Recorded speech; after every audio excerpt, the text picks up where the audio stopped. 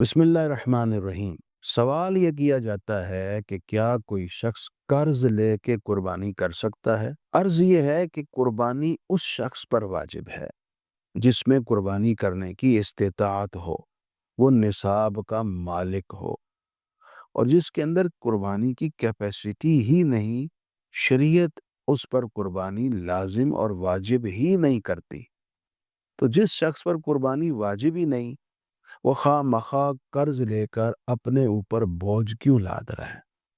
اسے خود سوچنا چاہیے۔ لیکن اگر وہ پھر بھی قرض لے کر قربانی کر لیتا ہے تو اس کو قربانی کا ثواب اور اجر اس کی نیت کے مطابق ضرور عطا ہوگا۔ اور جس شخص پر قربانی واجب ہے لیکن اس کے پاس کیش نہیں ہے، یا مطلب کسی کے پاس سونا پڑا ہوا ہے، اس پر قربانی واجب ہے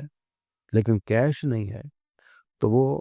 اپنی قربانی کی جو روایت ہے اس کو پورا کرنے کے لیے، وجوب ادا کرنے کے لیے قرض لے کر کرتا ہے، تو اس کے لیے قرض لینا اس حالت میں ضروری ہوگا تاکہ اس کا وجوب ادا ہو سکے، اور بعد میں وہ اپنا قرض ادا کر دے گا۔ تو بات یہ ہے کہ جس پر واجب ہے اس کو تو کرنی ہی کرنی ہے، چاہے کیش سے کرے چاہے قرض لے کر کرے، اور جس پر واجب نہیں وہ اپنے اوپر بوجھ نہ لادے، لیکن اگر پھر بھی وہ کرتا ہے تو اس کو اجر ضرور عطا ہوگا۔